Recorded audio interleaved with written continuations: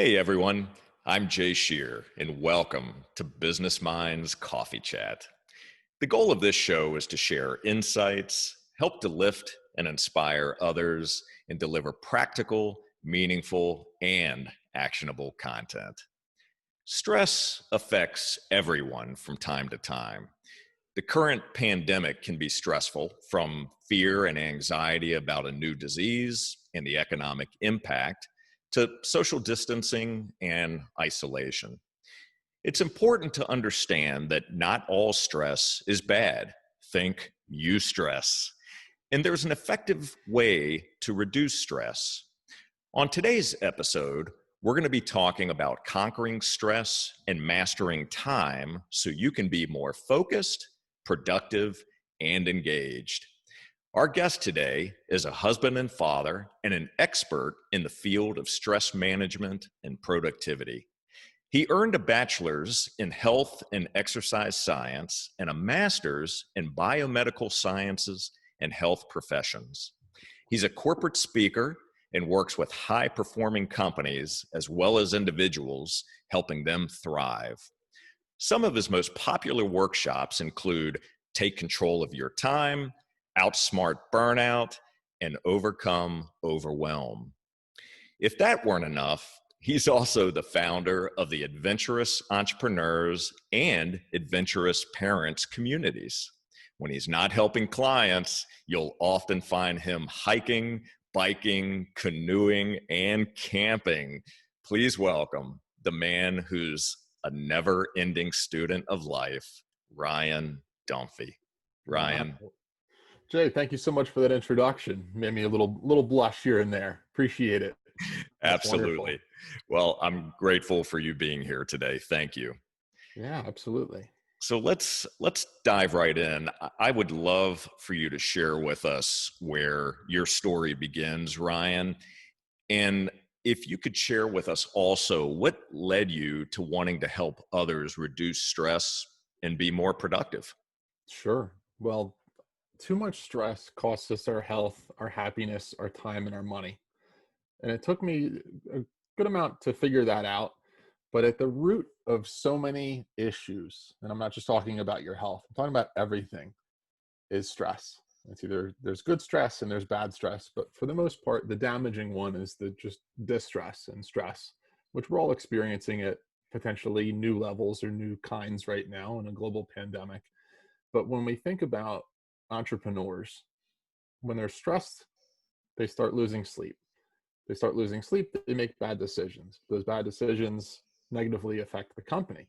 Mhm. So it all boils back to stress. So I can give you the 30,000-foot view that landed me at that realization. So I grew up in New Jersey, about 2 hours from New York City and Philadelphia, in a pretty rural area. So we grew up on dirt bikes and quads and playing outside, playing paintball, and kind of always active. My father never really had a team growing up, so we spent our Sundays outside instead of in the recliner, which I later learned an appreciation for. Mm. Getting together to watch some sports, and at some point they will return. But my whole childhood, I was very active. I played just about every sport growing up, got involved with track and field into high school, played intramural everything in college. But when I was starting to look at programs, I decided on Glassboro State, now called Rowan, down in South Jersey, about 20 minutes outside of Philadelphia. Mhm. And I had the major of health and exercise science with a concentration in health promotion and fitness management. So I always knew that I wanted to work with people. I wanted to help people. I was always into, being healthy and being active. So that seemed like a great fit. I worked in corporate fitness for a year, at a facility right off of Route 78, which anybody from New Jersey listening to this, that just elevated your blood pressure hearing the road, Route 78. So I was managing the fitness center there, which to a corporate facility, they have a fitness center on site. So we were like the island. People would come there before work or during their lunch break or after work and, trade their commute for a workout or a group fitness class or getting on the elliptical. And as long as CNBC wasn't on the TV and this was a financial world, that was the corporation. And I could just see people turning beet red on the elliptical, not in a good way. But the corporate world is wonderful. And then I wanted to make more of an impact. So I found a job with a medical system in New Jersey, so a hospital system, and they have two medically based wellness centers. So they're fitness centers open to the community, but we also housed cardiac rehab, physical therapy, the Center for Advanced Weight Loss, like gastric bypass, the people that need to lose triple digits worth of body fat. So they go in and do some anatomy modifications. And over the years, it was a beautiful position because it was a blend of supervising the staff and doing this stuff. So I was in there, I was working with the people. So I was on the front lines as well. And the more people I talked to say, what landed you here in this chair talking to me after physical therapy or after a cardiac event or needing to lose 40, 50, 60, 70, 80 pounds. One individual had a goal of 180 pounds to lose. And the more people I spoke with and started to unpack their journeys, again, was that stress kept coming up and kept coming up. And for so many people, the stress will come into our lives. And some people drink, some people smoke, some people drive like not such friendly people. And the biggest thing is the sleep. We start losing sleep. It's usually the quantity suffers first, and then the quality starts to suffer after that. But for anybody listening that has kids, what are your kids like when they didn't have a good night's sleep? Rough the next day. What are your kids like when they are hungry? What are your kids like when they haven't moved enough? We're just tall versions of that. We have the same basic needs, yet we try to outsmart it and have a really complex solution to a very simple problem. So for so many people, they started losing that sleep. And then for anybody listening, I'm about to do air quotes, they needed that 600 calorie coffee in the morning. And then they started to crash, and then they needed another one. And then they're so jacked up by the time the evening comes, they're tailgating and driving like a maniac. And then they get home and they're like, well, now I need to go to sleep. So I need, finger quotes again, I need my sleeping pills, or I need my red wine. That will, can interrupt the sleeping pattern. And then it's that cycle.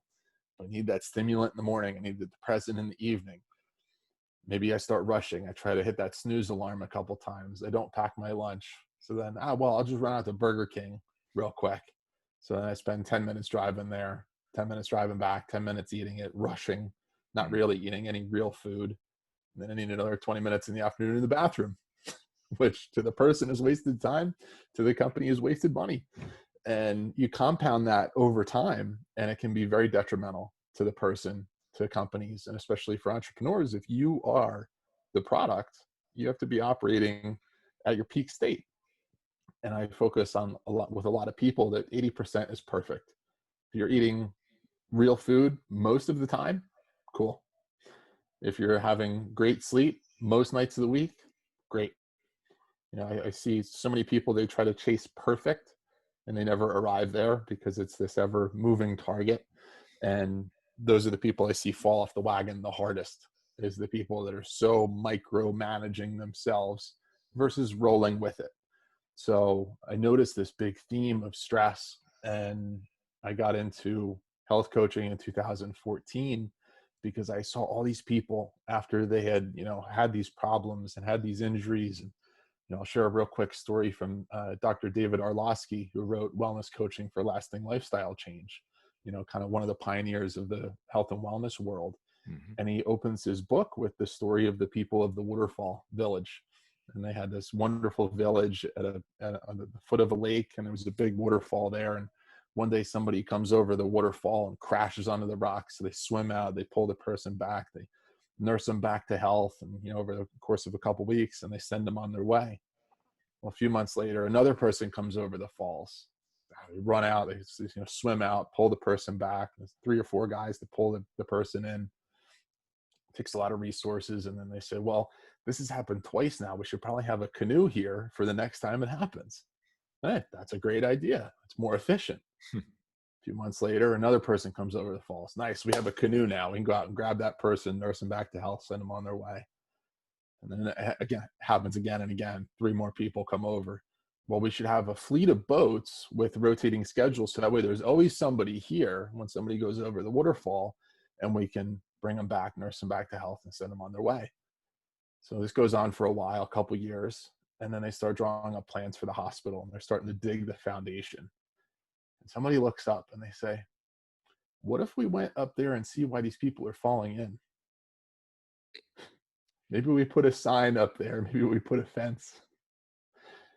And it just hit me like a ton of bricks when I read that. I'm like, wow, this is the power of prevention. And that awareness is the first step of, we have all these things to deal with, all the problems after the problem or after the event. What if we avoided it? What if we prevented that? What if we took a slightly different direction that can make life a lot easier? Because it's a lot easier to prevent a problem than deal with it. And that's when I really wanted to get into higher up the river, as I say, and Like it. help people avoid that. And that's when I got into health coaching and got into the speaking world in 2016 on injury prevention, injury reduction in the corporate level. And that has evolved over the years into a lot of the focus has been stress reduction and time management for profitability. Because anybody that's in the mechanical world knows that when a system or a machine is properly lubricated, you have efficiency and you can move forward. If we start grinding gears, or we don't have the right level of lubrication or the right pressure, stress is kind of like the machine. You can't have too little and you can't have too much. It's like the tires on your car. You have to be at the right PSI. So that way you have some urgency, you have some deadlines coming up, and life is interesting, because life would be pretty boring if it was perfect. A lot of people might want to try it for 3 or 4 hours, but you can quickly run out of time. Sure. And so that's a lot of what I'm focused on now, is helping entrepreneurs outsmart that overwhelm, avoid that stress, take care of themselves, because taking care of yourself is taking care of the business. So a lot of what we focus on is time management, because that is the one constant. Everything else is a variable. And when we change the formula in our head a little bit, then everything else can fall in place. Yeah, that is really interesting, and I love the fact that you get to the root cause Right, side versus looking at a band-aid that I can provide to a situation. So you dig deep, go further up the river, as you described, right, and really try to understand what is the cause of this, and then we can start to put a solution into practice. right. So, if you had to summarize for our listeners what your overall mission is, what would that be? You have to prioritize your life, because time is a constant. We have no control over time. We only have control over our priorities. And we must take care of ourselves so that way we can take care of others. Hmm. Think about the overused analogy of the oxygen mask in the plane. You have to put your oxygen mask on first. Yet so many people try to grind, go, go, go, go, go. Exhaustion is glorified. And I'm on a mission to help avoid that. Because if people are entrepreneurs and they want to do this for the long haul, you have to create a business that is sustainable.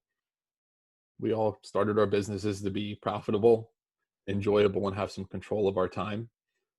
But many people give up one or more of those things. Some people, all three of those things, because they haven't effectively managed their priorities. Hmm. And it all boils back to time. So I love empowering people to look at your life, look at your projects through the lens of time, and then everything else can fall in place, because everything is a variable. Your focus, your energy, your money. The time is the one constant. Yet people try to, how do I have more time? How do I have that? And they're focusing on something that's impossible, and we're spinning our tires. So I focus on helping entrepreneurs master time for profitability and take control of their life. Perfect. So, I want to go back to something that you said when you were first starting to talk about stress, and that was around sleep.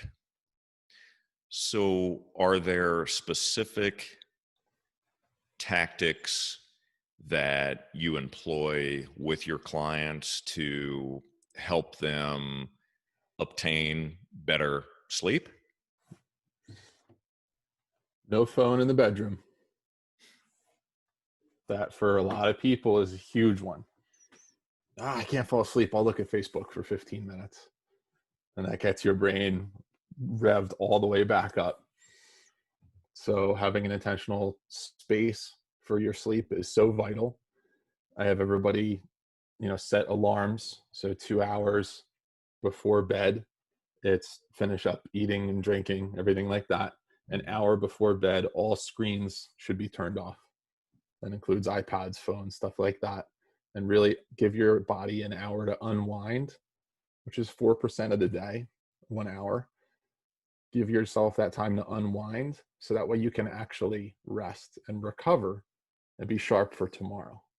So a lot of the morning routines that I help people with start the night before, because you have to set yourself up for success, and it's all connected. So that for a lot of people is a new thing, to have an alarm to go to bed. Everybody has the one in the morning to get up, Hmm. yet not enough people have the other part of the equation of when do I go to sleep? And having some consistency is very important for anybody listening with little kids. You know, how crazy is it when daylight savings time happens or the kid loses 2 hours of sleep? They're still going to wake up at that same time, and they're going to be groggy and angry and, not a fun person to deal with. Again, we're just tall versions of that. So I would say, the two of the first things I do with everybody is the phone gets pulled out of the room. You can charge it in the hallway. You can charge it in the office. Don't have it in the bedroom. And having the other half of the equation, yes, you have the time that you wake up. So I want you to subtract, everybody's a little different. It varies from 7 to 9 hours depending on the person and their activity level and their age. Okay. And then an hour before that is no more screens. And that's a game changer for so many people. Yeah, that's a powerful one. Do you have any suggestions or recommendations around temperature? Does that have an Everybody's impact? different. Everybody's different. Physiologically, the human body likes it a little bit cooler because for a very long time before we had, indoor plumbing and air conditioning, it was cooler in the evenings. So our Mhm. body is just used to that. As far as a set number, everybody is different when it comes to that. Some people sleep with 1 foot outside, out from under the covers. But my wife knows that there's monsters under the bed, so she will not do that. I'll leave 1 foot out. Everybody's different, but one thing that I have found helpful for me is to put two 2x4s under the head of my bed. So Okay. it gives you just the slightest decline from your head to your foot. And that's really helpful if anybody has digestive issues like reflux. Hmm. And again, being human beings evolving over all this time, we always slept with our head a little bit higher than our feet in case there was, water or a flood or something like that. Our feet would get wet first instead of our head. So having our head just a touch higher is definitely helpful. Interesting. Okay. And then let's talk about caffeine for a moment. Sure. So I typically have a cup of coffee in the morning after I consume a fair amount of water. Hmm. And I stop consuming caffeine certainly no later than 10 o'clock in the morning. Is there a rule of thumb that we should be following to help us be able to acquire better sleep? So if we end any type of caffeine consumption, and that would include chocolate, caffeinated drinks, things like that, what time should we stop consuming any type of caffeine? The easiest bucket for most people would be to say AM versus PM. Have noon be your cutoff. So that way your body has time to process it, get it out, rehydrate as well, because caffeine is a diuretic. It will make you go to the bathroom and lose some fluids, which is a lot of what a hangover is just dehydration. And we feel it up here because our brain is starved for water, which is most of our body. Mm. So I have, most people I will recommend caffeine should be a morning thing. And I'm not telling you to drink a Coca-Cola at 8 o'clock in the morning. Most people I say try to avoid that completely because it can take the paint off your car. But I'm good for, I'm 6'4". I'm just hypersensitive to caffeine. So I will take, if I go out with somebody for coffee, remember those days when you go out and meet somebody for coffee? I'll have a half of a small, and I'm pretty much wired for the rest of the day. Uh, But I'm hypersensitive to it. Other people can have, coffee right before they go to bed, and it's just fine. So again, it's a case by case basis. But if somebody is having trouble falling asleep, having trouble relaxing at the end of the day, try noon as your cutoff, and then go from there. okay. All right. Because caffeine is, America's most celebrated and socially acceptable drug, but it is a drug. Same with alcohol. It's mass produced and it's legal, but it's still a drug. Everybody always says drugs and alcohol. It's really one and the same. It is a drug, and caffeine is a drug. But we look at it differently because a lot of people make a lot of money off of it. So a societal norm changes how people look at it. Yeah, yeah, for sure. So one of the one of the practices that I use when it comes to attempting to reduce stress. So as an example, prior to doing a show like this, we all get stressed at different times for different reasons. And when I feel my heart rate elevate, when I start to sweat, things like that, I'll typically practice some deep breathing exercises. And what I'm attempting to do, and I'd love for you to help explain the science behind this because this is not my area of expertise, but I know enough to know that I'm trying to activate the parasympathetic nervous system to be able to calm myself Right. down and try to relieve stress and tension. So can you talk about breathing and the importance of that? Does that in fact help us? And if so, how does it help us? What's the science behind that? Sure. So a lot of people that need to focus on deep breathing, or they find that helpful, it's because a lot of us breathe very shallow, and we're very, we're tense more often versus a big, into your belly breath is really going to get the oxygen all the way through, helps with your oxygen saturation, which is what your body needs to exist. We all have about a 2-minute lifespan, but we reset that every time we take a breath. And we have to get that oxygen all the way in. For a lot of people, mentally, it's a pattern interrupt of, this is making me upset. I'm too wired. I can't focus. So, mono focusing on one specific thing is really helpful. Walking is super helpful for a lot of people as well. Mm. And now with the pandemic, as long as you're in a safe place that you can walk, a lot of people are taking walking meetings where I'm going to listen in, I'm going to move while my meeting is happening. I've built myself a standing desk at home. I'm actually shooting this from my parents' house, so my son can play with grandma and grandpa with the Tonka trucks and Legos that I used to play with. So I am here at a bookcase, and I have a laptop on top of it, so I'm able to stand and speak with you. Hmm. So it's interrupting that pattern. It's changing things up, because a lot of people will try to, multitasking is another thing that's really glorified. And sure, I can walk and chew gum and, carry the dog's leash at the same time, but I cannot multi-focus.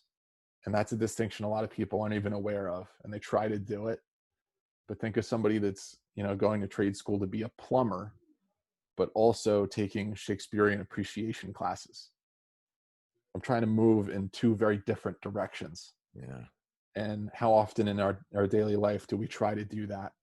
We try to be in reverse third gear and fifth gear at the same time, and it doesn't work. And then we wonder why we get burned out. But breathing is a way to slow that back down, put that transmission back in neutral for a second, bring the RPMs back down. As you could probably tell, I'm a little bit of a gearhead, but people like those analogies where it's, oh, okay, if I have my foot to the floor the whole time, the engine is not going to like that over time. It can do that for a little bit, but I need to bring it back down a little bit. Yeah, In that 2020, as we're recording this, we're at a all-time high that we have ever seen in the way of stimulus. Laptops, phones, ads, the amount of stuff your car can do.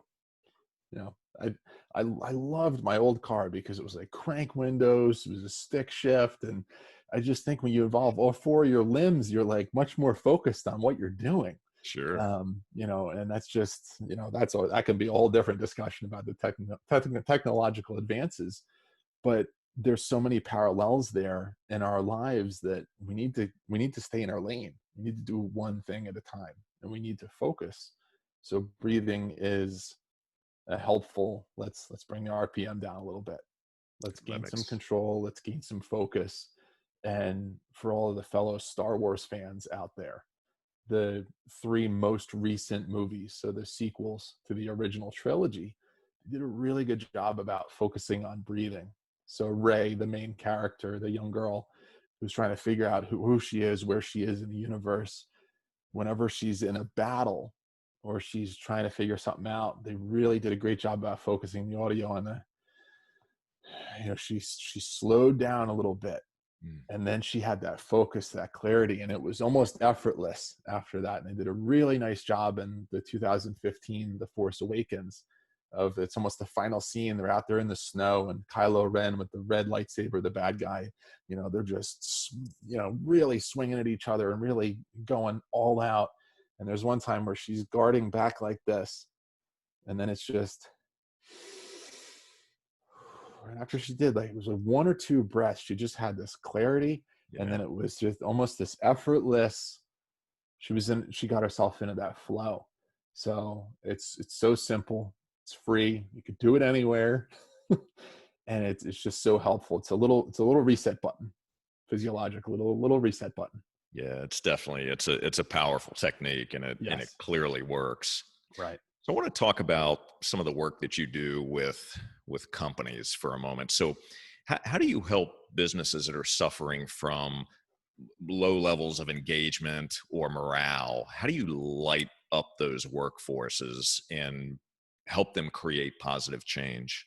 Sure. So a lot of it comes with the culture of the individual and how they work as a team. So I definitely speak with people about, when lunchtime comes around, don't just bury yourself in your phone. If you've been on a screen for 4 hours, go have some human interaction. Go for a walk. Pack a real lunch, because when people put on extra weight or people get into pain, they have the low back pain. That's again the slippery slope of, oh, well, I put 40 pounds on now and I don't know why my low back hurts. It's like, okay, you have all this weight pulling on your lumbar spine. Mm, You're going to have more pain. You have more pain. You want to move less. You move less. You're going to put more weight on. You're going to have more pain. So it all depends on the individual. And I try to empower people to take care of themselves, so that way they can be the best part of a team. When you think about sports teams, they're operating at a peak level and they work together versus against each other. And I think we're seeing a lot of that in society, of this competition. Everything is just about competition, where there needs to be a little bit more collaboration. So whether it's a group walk that you do at lunchtime, or going out with a friend to do something, get to know the other people. I'm going to do a shout out real quick to Scott Colby, who I know also through the Speakers, Authors, and Coaches Network. He just created a game called Grateful, with a question mark at the end. okay. And it's 120 cards that are like discussion points that you can go around and ask, whether it's your subordinates or your coworkers or your managers. And it's little conversation points, like little icebreakers, but it's beyond who's your favorite sports team, what is the weather today. It's, what is an activity that you do that time just disappears when you're doing it. So for me, it can be kayaking. How about you, Jay? What do you do that you just get into that state where nothing else matters? Yeah, it's a good question. For me, it's a couple of things. It's working out. It is listening to music and reading. So I'll Wonderful. do a combination of those things, and it's very helpful Yeah. Well, that must be pretty good balance to be on the treadmill and reading and lifting. all at one time. There How you about go. There you go. that? Very nice. So yeah, interacting with your other team members is so vital. There's so much emphasis on the phones now, and everything with social media is designed to be addictive. It's designed to keep you on there. But breaking some of those habits and actually speaking with the other people is really vital, because some of these positions basic functioning that's going to be replaced by AI in the next 10, 15, 20 years. We need to keep people as necessary. And, we're seeing that, the word essential has been thrown around a lot in the last 6 months, but nobody knows what's going to happen a year from now, 2 years from now, 10 years from now. We have some general ideas and some curves, but speaking with the other people and having some interpersonal communication and connection is going to be really vital. And then the companies I do some consulting with as well, I've had 5 companies over the last few years pull the vending machines out, because vending machines don't often have apples and bananas and water in them. They have Coke and cookies and a pie with some type of cheese that was made 2 years ago. And then we're wondering why our employees feel like, what it's what we're putting in our mouths is going to be a direct reflection of how we feel. So regulating the environment is going to be important as well. Some people will do employee wellness programs, so it's a walking challenge or a Fitbit challenge. Companies have all kinds of different options, and now with the internet, there's so many different platforms. I used to work with a company that did all kinds of challenges like that, where there was minutes of exercise, and it's all, again, integrated through the phone to make it efficient. But there's some really neat things you can do just to get people engaged with each other and take care of those people and make sure that they have a quality work environment. I had one company, they were in the process of redesigning an office, and we got into a discussion about, is there an employee kitchen? Is there a way for them to refrigerate what they bring in? Can they cook something, again, real food? And they ended up getting like 2 or 3 large fridges, and they, created a relationship with a local grocer. Okay. And they brought apples, bananas, oranges, all this stuff every week. So it was just here. So, it, number one, created quality foods and beverages for people. It helped the local grocer, and it gave place a community place, because for a long time, human beings have gathered around food. So it's like, if you ever want to have an efficient meeting where everybody shows up, you order 2 pizzas. Everybody shows up. They'll all come. When you have that, it's simple stuff. Apples and oranges, you leave it out there, and it'll last a few days. Somebody will eat it, and it gives people an opportunity to have a conversation and get to know the people at work. And I think that we're going to see an improvement with that after this pandemic passes, because people are going to see, am I just working from home now? Am I part of a team? Am I essential? Am I not essential? Everything is shifting and recalibrating right now. But at the end of the day, the person has to take care of themselves, because all those little pieces add up to what the puzzle looks like. So speaking of engaging with one another, staying in touch, staying in contact, we're using technology today. We're using it right now, as a matter of fact, for this particular episode. Are you seeing a difference in the type of engagement or the outcome of engaging with one another when using a virtual setting as opposed to being able to meet in person? Yes, it is different. No matter how many people say different things, it's a different mode. But How? there's just so many opportunities for people to be disengaged. With the click of a button, I can turn my video off. You have no idea what I'm doing, and I can come back on screen. Or if over here, I can play on my phone. Stuff that would never happen in a live meeting is happening when people are remote.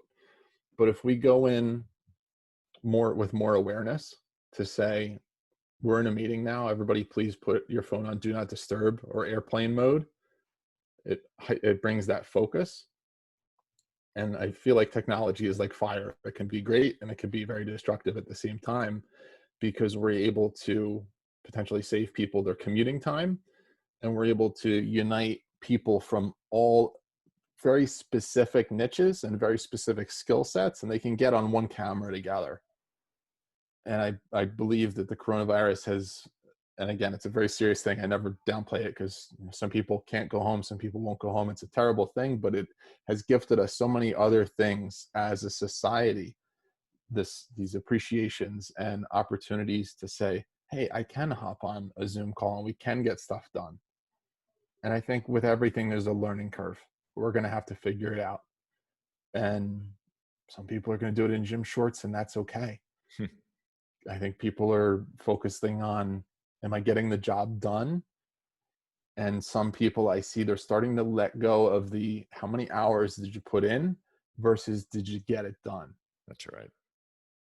And I think we're going to see a huge wave of micro niches coming after this pandemic passes of, I can find a hyper specific person to come in and get a job done, and they can go on and use that skill in multiple places. And I think there's going to be a lot of time saved, but it's a learning curve. We're going to have to figure it out. Absolutely. So speaking of the pandemic, how are you processing what's happening right now in the world today in regards to the pandemic, and how has your business been impacted? And what I'd be interested to hear from you is what's working well, where have you pivoted if you Right. have, Sure. and what are you doing differently today to adapt and thrive? Right. So everything I had been focused on was live speaking engagements ahead of this. So I had a pretty big slowdown for a while where everybody just said, I don't know what's happening tomorrow. I don't know what's happening next week. And once we got out of that initial phase, I started to talk to these companies to say, we still need to cover this material. We just have to evolve with our delivery method. So, my mentor, Jake Ballantyne, the guy we met through, he was on your show before. Yeah. He just did it for everybody to remind everybody that maybe you need to let go of that title that I'm a speaker and I am a messenger. The world still needs my specific flavor of awesomeness. I just need a new way to get it to them. I love that. Whether that is a Facebook group or that's a virtual training or a Zoom or an online course that employees can do at their own pace.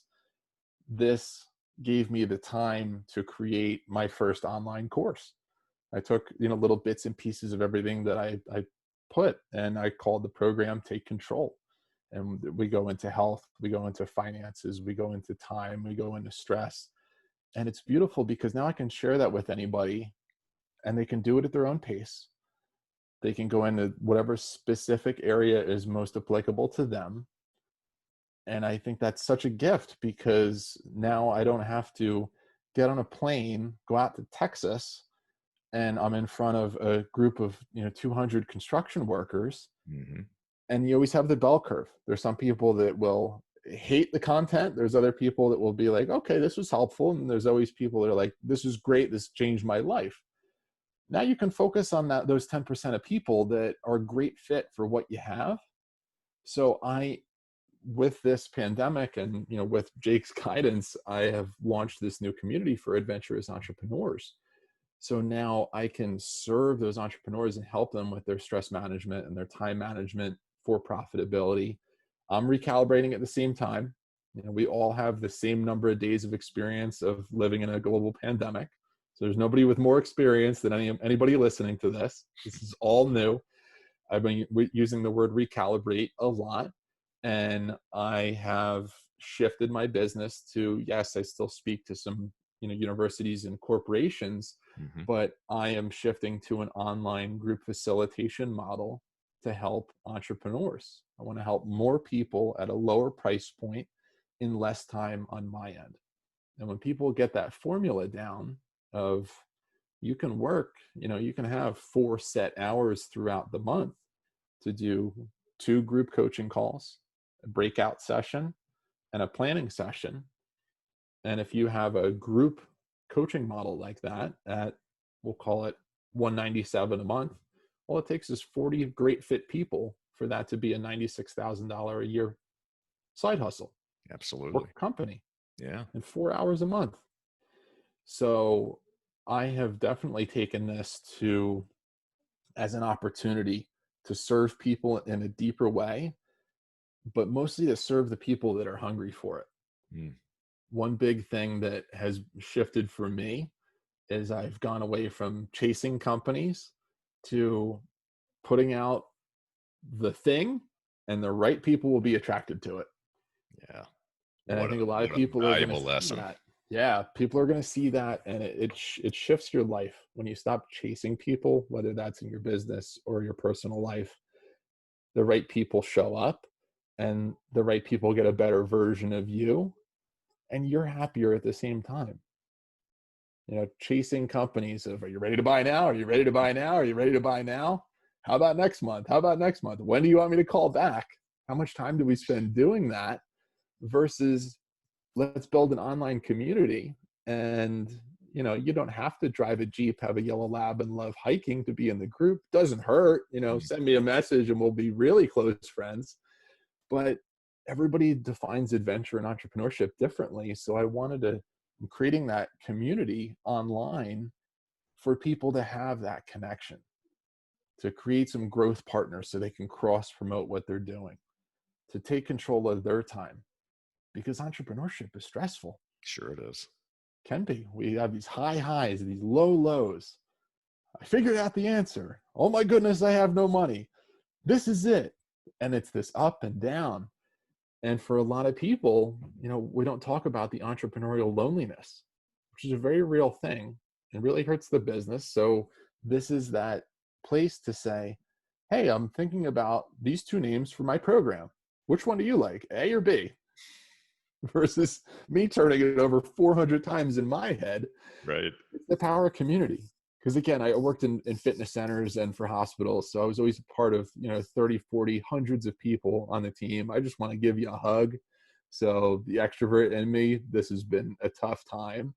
I have leaned into nature a lot more. Mm. That's a big thing for me. So every day I go for a walk in the morning before my wife gets up, before my son gets up, and I start the day on purpose out in the woods. I'm sure you've seen on your social media feed, now that we're friends, that there's Ryan in the woods again. There's Ryan working out of the back of his Jeep. And this has been a true time to evolve and build that online community. So yes, there are less corporate speaking engagements, but it's opened up new opportunities to help more of the right people.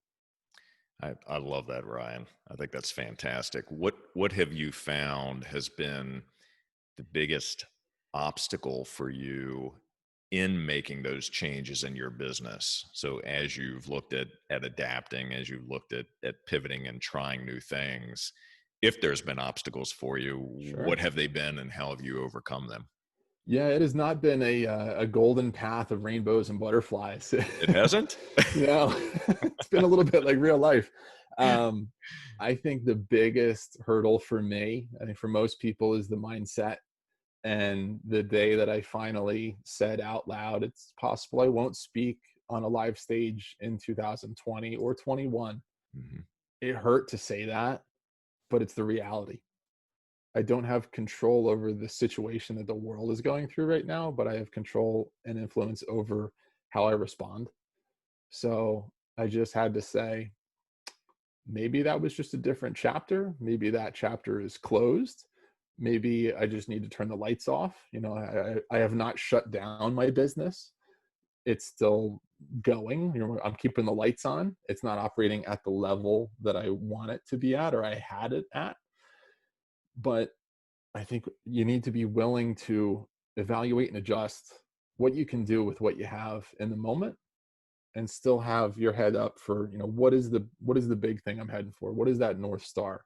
And yes, it is helping people better manage their stress and their time for productivity and helping people with that awareness of, I need to measure everything with time first and then my priorities, and monofocus, not multi-focus, and focus on what is going to make the biggest difference. I'm big on 80-20 with a lot of people. The Pareto principle has Yeah. been hugely helpful in my life and my business. So yeah, that was my biggest struggle, to say I might not be on a live stage this year. I might not be on a live stage next year, because I was listening to a podcast when all this first started. St. Patrick's Day was pretty much when we shut down. And a week after that, somebody said this could last 18 months. And when I first heard that, I was like, no way. Like, a few more days, we'll be back at work next week, or, at most the week after that. The world just can't stop. And here we are recording this podcast at the end of July. Mm. And that was the biggest hurdle for me, was that mental swallow my pride. And, I can keep calling companies to say, hey, do you want to hire a guest speaker? And they're all going to say yes, just not right now. That's right. I can keep doing that, or I can evaluate, adjust, move to an online setting, create a community for the right people to raise their hand and ask for more help, and be more of a farmer instead of a hunter. And it's been hugely helpful. And the people that I've been able to work with because of this new approach, they're loving it. I'm loving it. My commute is a lot less. I'm not spending time in airports and changing time zones. That part I don't miss as much. And I get to sleep in my own bed every night. I get to play with my son a little bit more, a lot more. And there's been the ups and the downs. So again, there's that disruption, but there's different opportunities. Yeah, that's a beautiful description of the challenges that you faced, yet you're always looking at how do I add value, and what are the solutions that I can deliver. I'm Right. not focusing on what I can't do. I realize those things are there. I can't Right. get on a stage necessarily, but here's what I can do. Here's how I can Right. continue to serve. And the amazing thing is, and we see this through very challenging times throughout history, some of the most successful companies that have ever been created have been born out of difficult, challenging times. And they have figured out how to continue to adapt, how to continue to thrive. And I have no doubt in my mind, based on the conversations we've had, the direction I see you going, the type of content that you put out, that this is going to continue for you, and it's going to continue to blossom and continue to grow. And you hit on a very important point, and that's around mindset. And I think, as far as I'm concerned, I mean, we could talk about mindset for days on end, because it is such a critical component in all of our lives. And it is typically the area that we tend to get stuck. So when we can figure out how to work through that, and we can look at solutions versus looking at the problems, it can make a significant difference in our lives. Right. So I want to get hyper tactical for a moment here. So if you were looking for some specific tactics that you could provide to our audience, you touched on things that we should be focused on when it comes to creating better sleep, what happens Mhm. in the evening. Right. What are some of the things that we can do at night and then first thing in the morning, so we're starting our days empowered, we're ending our days empowered, and we're preparing ourselves for the next day? Right. So morning routines and evening routines are really vital, especially for entrepreneurs. And a lot of people will see an uptick in their business when they have that consistency with a morning routine. I highly recommend Brendan Burchard's High Performance Planner, $15 to $18 on Amazon, or you can just buy a bundle of them that'll cover the whole year. It covers 60 days. And that gives you one page for the morning, one page for the evening, fill in the blank, and some basic math so it can be qualifiable and quantifiable. It's a really interesting way to start the day on purpose and then assess the day at the end. Because if we keep doing the same thing wrong, we're going to keep having the same result or the lack of result. So that is a super helpful thing. I issue that to all of my clients. I recommend it in every speaking engagement. Brendan Burchard's High Performance Planner. It's a workhorse. And there's, a whole life assessment in the beginning of it. And then each day is simply left side is the morning, right side is the evening. You have an opportunity to track all throughout the day. You can use as much or as little as you want. And I have never had anybody say, I hate this, I'm returning it. Okay. It's super powerful. And he's built it from his whole career, in the personal development world, in the high performance world. So that is super helpful. Um, Having a hefty lunchbox if you're on the road is really important as well. Going prepared is so helpful for your mindset too, because once you have made your lunch, whether it's the night before or the morning of, you know that your food is dialed in. You know that you have resources. And again, this is a very old operating system. So we are focused on the problem. Our brain is trained to look for what's wrong, where are the variables, do I have food, do I have water? And we might not consciously have those thoughts, but our brain is doing it Yeah. on a subconscious level. Do I have access to clean water?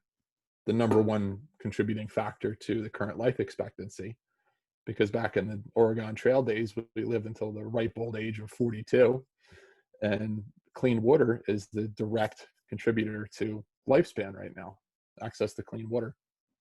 And when we have that lunch, not only is it going to be real food, we have some control over what we eat, and we know that we have that. So we don't need to use brain energy to say, what am I going to have for lunch today? Where am I going to go? Is that a good choice? Is that a bad choice? What is that going to cost? Am I going to have to drive back to wherever I am? Am I going to be using extra gas? Like something as simple as packing your lunch helps your mindset. So that's really powerful. Okay. Movement is so important. Everybody does this differently. Some people will go to a fitness center, other people go for a walk, other people don't do anything right now. So again, it's up to the individual, your age, your activity level. If you don't feel like you have energy, the last thing that might sound like the right idea is to move more and expend more energy, but it's going to recharge your battery. It's going to help you. So to have some type of movement in the morning is great. And I always recommend everybody start with a morning routine with two things on there. Two things, because the most important thing you can do is to do it. So for the first week, you have two things. Week two, you have three things. And then you build up for as many as you want, one thing per week. So it's a step program Yeah. where maybe it's something as simple as filling up a water bottle in the morning that I'm going to have with me all day long. Maybe week two, we add lunch, and then we add movement, and then we add this, that, and the next thing. Because I've seen so many people take the January 1st approach to life and business of starting tomorrow, everything is going to be perfect. I'm going to close every single sale. I'm going to exercise every day. And I have to be honest, those are the people that fall off the wagon the hardest for the most part. There are some people that stick with that and that works, but slowly modifying the norm, just like with weight loss, slow and gradual, you're going to be able to keep it off. People that lose 20 pounds in a couple weeks, the likelihood of them putting that right back on is very high. So small, intentional, powerful steps is really the answer in your life and your business. Yeah. And start to make little changes. If doing yoga for 2 hours on top of a mountain every morning is not your cup of tea, don't do yoga on top of a mountain for 2 hours every day. Go out for a walk with your dog, or talk on the phone. Make one phone call a day to somebody you haven't talked to in a long time, whether that's for your business or your personal life. Like, there's little stuff, and it's you can Google morning routine ideas. You'll have thousands of ideas. So starting small is the key, just like with everything. Make it intentional, make it meaningful for you. Yeah. Yeah. I think that's fantastic advice. That's a great way to build the right habits, small incremental changes Right. over a long enough timeline, and you're moving in the right direction. Absolutely. Excellent. So you brought up the gratitude cards. So a question for you, what are you grateful for? I am grateful for having all my limbs right now, being able to walk around, and having my son here, having a vehicle that goes straight down the road. It's important to focus on the little stuff. So I've been a Jeep guy for a long time now, and I bought this vehicle in 2016, brand new. It's my first vehicle with power windows. Woohoo. So I get a little smile every time I put the windows up and down. It's important to focus on that small stuff and focus on, this is what I can do. My wife and I unfortunately lost our first son, so we're very grateful to have our son now. Mm. And little stuff that may bother other people does not bother us. because we know what it's like to lose that. And we're so grateful for him. And he's a great kid. He's a great sleeper. We're very blessed. But I think some of the people that are the best with gratitude have faced the biggest struggles as well, because they know what that dark time feels like. They know what that rock bottom feels like. But anybody can focus on the good. Everybody can focus on what's going right. I'm not saying you have to count every green light that you hit, but it's look for those small things of how can I be thankful that you and I are speaking right now live, and there's a video recording us and we get to reach out to thousands of people. That's pretty freaking cool. It is. And it's not that old of a technology. That's pretty recent. We didn't have to send a pigeon back and forth. I didn't have a broken wagon wheel coming down to meet you. And this content is going to be recorded so we can share it with people 2 years from now, 5 years from now. And we'll be able to look back to say, geez, we made it through that pandemic. We got through as a species. We will make it through this thing. Yeah, there's going to be some hard recalibration. There's going to be new opportunities. There's going to be new problems, but we're going to make it through. And gratitude is super helpful for that. So that's actually how we start all of our group coaching calls. Is 2 or 3 people share what they're grateful for. And it can be something as simple as, hey, I took a shower this morning. That's a win. Or, my kids are coming to visit. It can be bigger stuff or smaller stuff, but it's noticing what's right, not just what's wrong. Because what's wrong is always available. But Exactly as right. Jake says, so is what's right. So That's right. Well, I appreciate you sharing that. And yeah, I have a gratitude journal that I write in each morning. And typically, the very first thing that I write down is that I'm grateful for waking up this morning. And to your point, usually it's from that point forward, it's very small things. It could right, be the sound of a bird out the window or having fresh water. And it is looking for keeping your eyes open and looking for those things that are small, but things that often we take for granted. So thank you for right. sharing yours. So before I ask my final question to you, and before you share with us where we can connect, what what message would you like to leave us with? I would say you need to take control of your time, probably a little bit more than you are right now. For most people that I've interacted with, people let go of control of their lives far too often. And then they get frustrated with not having the life that they want, but they have given up that power to others. Mm. Whether it's decisions they made or they didn't make, it's all about how are you spending your time. And I have an activity I'll put the link in here because it's on YouTube. I went to the bank one day and pulled out $24, and I use this in speaking engagements. And I say, here's the $24, and you literally have to spend your time. And if you want to change your whole life, it can be quite simple, because you take 8 of those away for sleep. Now we're at 16. The pile is now decreased by a third. You take away, an hour for evening and morning routines, maybe another 8 hours for work. So now we're at, 7. Well, that happened pretty quickly. So if you want to change your whole life, you don't have to change all 24 hours. Focus on those, 5 to 7 hours that you do have control of every single day, because at the end, that's what you're going to remember. You're not going to remember, well, I got to work 2 minutes early every day, or 3 Thursdays ago I had a roast beef sandwich. You're not going to remember those little things, but you're going to remember how you felt. You remember the things that you did, the experiences you had. I focus a lot on minimalism and experiences over things. Whenever my parents, say, what does your son want for Christmas or his birthday? The answer is usually, well, if you want to fund, the zoo or the aquarium or something that's an experience, a membership to something like that. Yeah.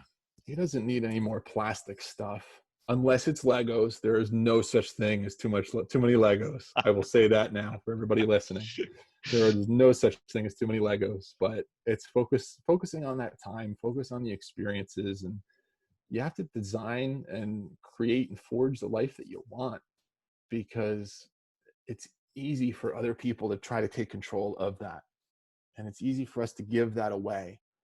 And so many people feel like they have no control in their lives. So one activity I'd love to share with everybody real quick is that I want you to take 15 minutes each day for yourself, whether that's before everybody else gets up or in the middle of the day or before you walk in the door from work, because between 14 and 15 minutes is 1% of the day.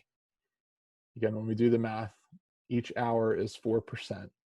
So we need to give ourselves 1% for number one. And when you take care of yourself and you recharge your batteries, everybody's going to get a lot better version of you those other 15 and 3/4 hours. Mm. And then you have your sleep on top of that. So start with 1% of the day. Set a timer on your phone for 15 minutes and do something that you want to do. This is not a time to catch up on email. This is not a time to do this, that, and the next thing. It's do something you want to do. Some people, it might be watching a silly YouTube video. Some people, it could be going for a walk. Other people, it could be doodling something, or, cleaning out your car, like something that's going to make you feel better. Start with 1% and then let that momentum start to carry. Love it. 2%, half hour a day, go up from there, little steps, but give yourself permission. That's the first thing. 1% for number one. Start with that. I'm calling it an initiative because I don't have any better word for it, but Okay. 1% for number one, and the other 99% of the day is going to benefit from that. It's mega leverage. Perfect. Well, that's the call to action then. Right. Yes. Wonderful.